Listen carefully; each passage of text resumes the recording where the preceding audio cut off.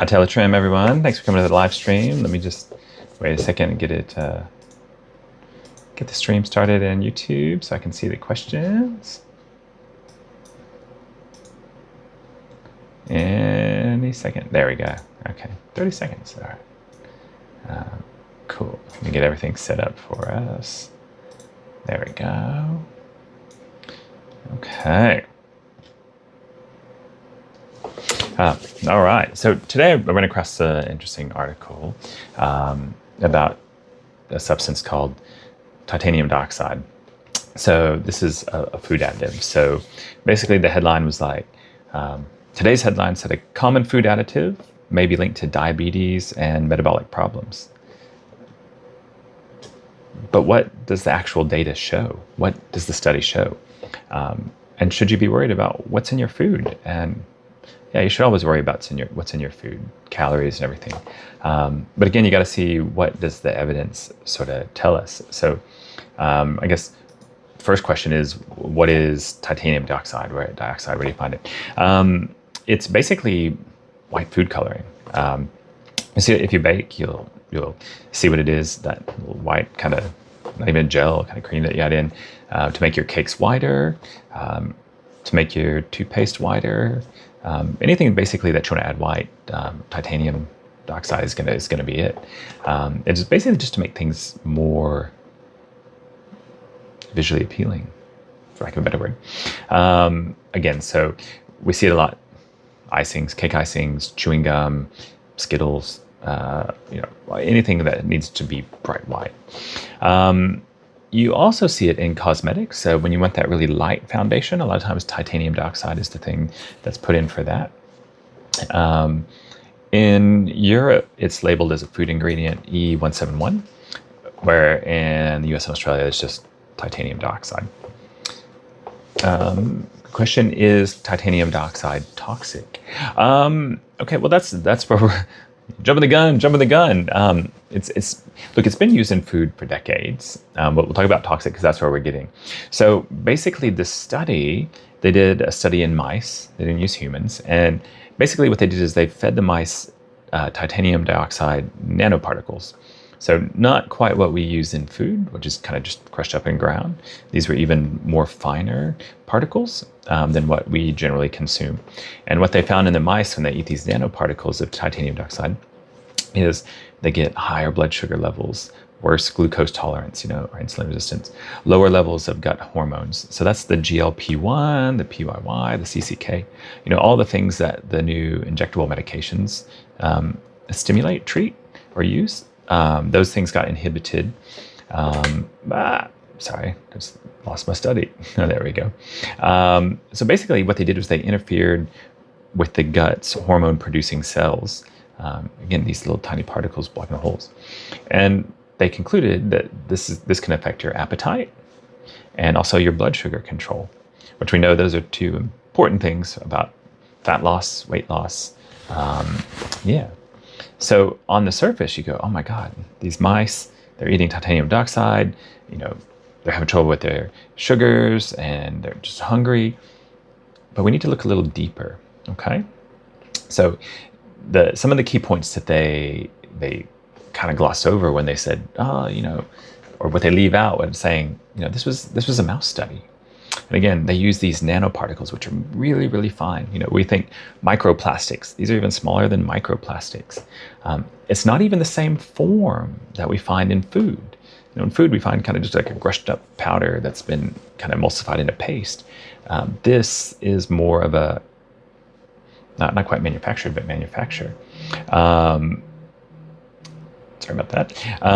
And basically, and this also was done in a controlled setting where they were controlling how much these mice were getting, kind of all the time.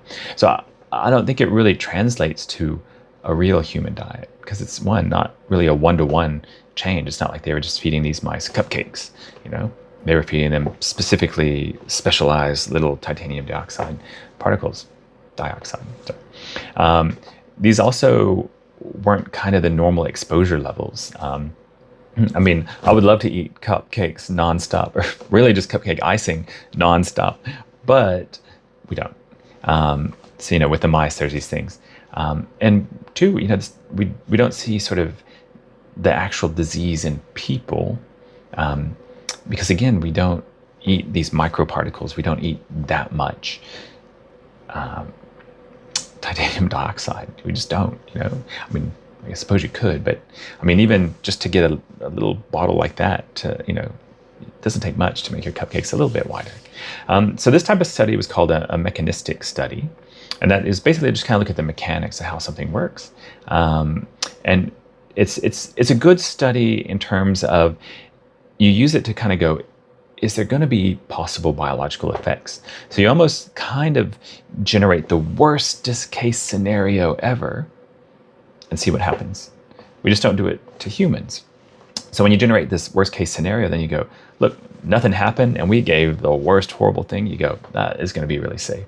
If you go, look, we did the worst possible case scenario and there were some outcomes. Okay, let's see, we might need to look a little further into this.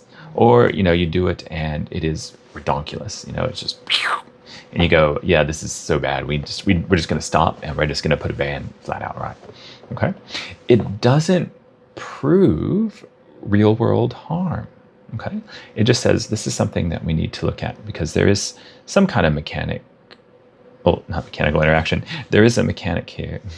There is some kind of relationship here. Okay. So what foods commonly contain it? Again, anything white. So what we're looking at is, chewing gum, toothpaste, a lot of cupcakes, anything with icing, a lot of sweet stuff has it because it makes colors bolder and brighter, more visually appealing to get our reward center. Sunscreens, anything to help, because titanium dioxide is pretty opaque, so it helps absorb sun. So, and kind of make it white so we can see where we've rubbed it in. Again, I would mention Skittles, but Skittles is reformulated, so I don't think it's in there anymore. And you might see in the US coffee creamers, the powdered coffee creamer, some processed cheeses, which is probably American cheeses. They're so bright, it's shiny yellow. Yeah, so that's probably where you see it beyond food. Yeah, that's a good question. Good question. What's another one? Oh, here we go. I guess, again, going back to the is it toxic? Okay. At the typical levels that what we eat, even expanding for, just gorging yourself, it's historically considered safe. It's been around for a long time. I mean, you think white wedding cake, those have been around for quite some time. That white gets ultra white because, it's not fondant. If it's buttercream and it's white, it's going to have this in it. It's basically the concern of these nanoparticles accumulating in the body. And we know with microplastics and with these nanoparticles that we see, these things can accumulate in the body and they can mess with hormones or hormone producing cells because they can get into the cells because they're so small. Or they can irritate, they can get in and mess with cells that cause inflammation, and then that inflammation triggers more inflammation and goes on. So while the animal studies showed trouble at high doses, humans tend to be much lower level, and we're much bigger animals, but much lower levels. Yeah. So why do we keep seeing headlines like this toxic, thing, blah, blah. It's basically because when we see these kind of studies, it's basically a pattern. We see that a study in animals shows some kind of chemical or sweetener or additive causes some kind of metabolic effect, common ingredient linked to diabetes. It's never like common ingredient makes hair grow or makes me taller, But when we look at the human studies, or real diets, or even if there's long-term outcomes of what's been happening, or even historical, what's happened in the past. Take, for example, lead paint. We didn't have to go, let's feed mice a bunch of lead paint. Someone went, hey, we had all this lead paint. We had all these people with lower IQs. I think there's something going on here. Let's dissect some brains, So again, I think we can look at long-term or retroactive things. But what you see is when we look deeper, often that the effect is much smaller. It may not even be present, or the data could be inconsistent. Okay. So someone's asked, well, sorry about the lead paint. We don't have that anymore, hopefully. Should I avoid? What is it? Should I avoid foods with titanium dioxide? Look, I guess no. I guess, look, this is debated because you go, look, it's not that there's no risk. It's that, does this risk translate to humans because of these nanoparticles? I think if the study was designed a little bit better with feeding them normal, what we eat, titanium dioxide, it might be. The EU banned the use of titanium dioxide in 2022 because they were worried about sort of DNA damage or genotoxicity, sorry. But they did qualify that by saying, look, the evidence isn't conclusive. They just wanted to err on the side of caution. The FDA in the US still permits it. They just allow it in smaller concentrations. So small amounts. So you'll see it in food like candies, chewing gum, baking goods, salad dressings. But I think here's the ultimate takeaway. If you're concerned, check the ingredients. There's a lot of things now where there's alternatives, and choosing an alternative is a reasonable thing to do. Again, the health risk remains uncertain, but it's probably lower than what it's definitely lower than what the article is saying. But I think there'll be more studies that will try to weigh in one way or the other. So I think, again, if you're worried, check. If you don't eat that many cupcakes or cupcake icing, or as much as you want to, then see how you go. Or if not, pick another color-safe dye for your cupcakes or your cakes. Does titanium dioxide affect weight loss or metabolism? Okay, well, there's no strong evidence that says, hey, titanium dioxide messes with your metabolism or your weight loss or weight gain, anything like that. It's basically just, it's an inert pigment. It's like chalk. There goes something else with titanium dioxide. It's just like chalk.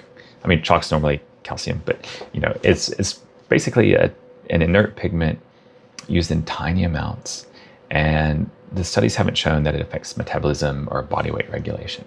Okay, they're seeing it in these mice, but again, it's not quite apples and oranges. It's more like comparing applesauce and apples. You go, well, applesauce is going to get into every little crevice and crack, but I can't shove an apple under a door. Again, same thing, apple, but so again, but if you're concerned, does it cause weight gain? Titanium dioxide directly does not cause weight gain. Sorry, it does not directly cause weight gain, but it's often found in foods that are really sweet, ultra processed, and those things tend to be calorie dense and nutrient poor. So if you consume those frequently, that's totally going to contribute to your weight gain. So it's the food itself, not the titanium dioxide. Curse this Australian language. Titanium dioxide. Should I avoid titanium dioxide while trying to lose weight? Okay, yeah, good question. Look, if you're avoiding it by cutting out ultra-processed foods or foods that contain it, like candies and lollies and cheese products and stuff, then you're likely going to support your weight loss goals by avoiding it. But if you're eliminating foods that are okay, not really high calorie or not low nutrient because of the titanium dioxide, then you're not going to see the benefit. Okay.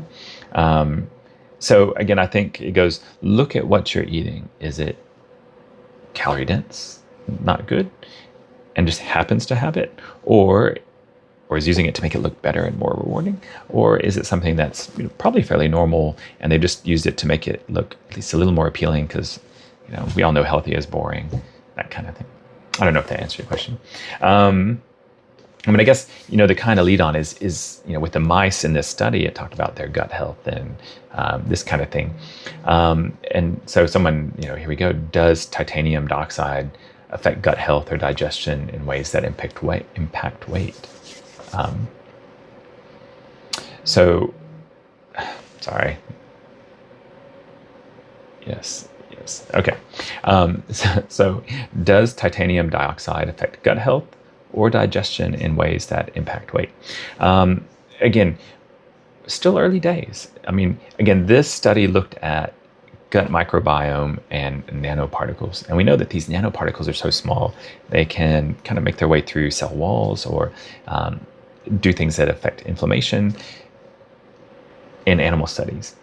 But we do know for us, gut inflammation and things like that can really have effects on our fat, where we put fat, our insulin resistance, kind of like that. So I think there's no definite human evidence yet, but I think there'll be more research and they can come in and say definitively, look, it'll be okay, or we might find something else to make our whites whiter and our brights brighter. Okay.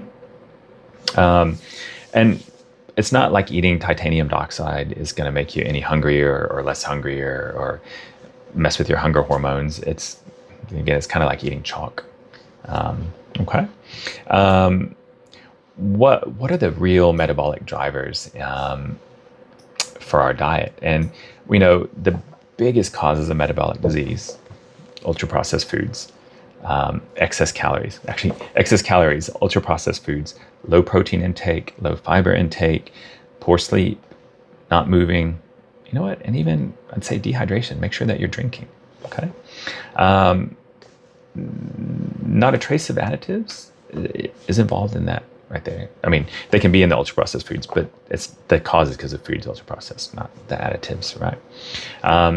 Other things that could be the biggest causes of metabolic disease: sugary drinks, fast food, definitely ultra-processed snacks. Okay, those are going to affect your metabolism, your weight, your everything, your mood, your gut microbiome, you name it, more than any tiny amount of food coloring is going to. Okay. Good. So I guess, again, titanium dioxide isn't something that you should panic about. If your diet is good, if it's mostly whole foods with adequate protein, fiber, nutrient-dense meals, the trace additives are not going to be the main concern. You're doing right. Okay. And look, the majority of food additives, at least the majority of approved food additives, okay? Don't know what you get down wherever, but the majority of food additives have gone through safety testing. So, and a lot of times the safety testing, talks about, you'll see like the LD50, the lethal dose at 50%, or you'll see what are the effects. So those have generally been through rigorous testings. The outcomes, obviously there's a bias because the food industry might be funding that and they might be paying for it. But generally the thing you're looking at is what's the dose that's in there. And, anything in extreme doses is going to look harmful. Water, if you drink 10 gallons of water, you're going to die. Okay. You're going to leach all the ions from your body. You're going to, all the salts, you're going to hate yourself. You're going to mess with your blood pH. I don't know if you die, maybe someone will save you, but that's something we need for living, but in excess, I'm not saying that all food additives aren't bad. I'm just saying, within the context of this study, you got to look, if you do anything to super excess, it's automatically going to look bad. We need to look at what's the normal plus. Okay, and what's normal in a human diet, not a rat diet. Will the rats eat my cooking? Maybe, I don't know. We don't have rats because they should stop eating all the food. What really matters more than the additives? Your diet quality. Whole foods, protein, fiber. I'm sounding like a broken record. You know what the real things. So I guess going back to the study, back to the article before I ramble off too far. Was this study useful? Yes, studies like this are useful because they help us understand how substances can interact with the body. We can see the worst case scenarios. We can see the average case scenarios. In this case, we're looking at sort of nanoparticle worst case, what's going on. But it doesn't necessarily mean that food is dangerous or people are being, given toxic stuff. It's real life. I mean, it means it makes headlines. And again, the takeaway is your overall diet quality is what maintains your health. Okay? That's what determines your health. Again, sorry, I'm Dr. Gary Batman. I'm an Australian doctor of 18 years now, here in Australia, in Sydney, Australia, and co-founder at Teletrim. Teletrim is we're basically a weight loss company, but we're slightly different. I think those of us who came to this weight loss community, this weight loss journey, basically came here because we were either doing GP work and we were tired of answering questions about weight loss. Not tired of answering questions, sorry. We were answering the same questions over and over. And we could see where things could be done better and more rewarding for the patient. And I think the biggest thing is to combat the amount of misinformation. I mean, the bulk of a lot of my consults were targeting misinformation and, answering these questions. And is this legit? And, well, I've been doing this. Is that right? Or this worked for that guy. Didn't work for didn't work for me. And so we thought, let's make more personalized care. Oh, hi, Bubby. Give me 1 minute. That was my daughter. So we thought we'd make more personalized care because we know from all our patients and seeing these things that weight loss is a journey. It's a chronic condition. And it's not something that you can solve in 6 weeks with a magic, brush or magic exercise, CrossFit, whatever it is, It's a journey that you need to do lifelong. And, there's highs and lows, but as long as we try to stay in the middle, get to somewhere in there, we can be metabolically healthy, make you metabolically healthy. And we're there for the journey. And again, one of the things that Teletrim likes to offer is a more personalized service, longer consults, not rushed, getting to know you, trying to keep the same doctor between consults, but also giving you the chance to ask questions. Come join the live stream. Come join the private live stream. We're here to make a difference for you. All right, time for me to run. I think I got to drop the girls off at Scouts.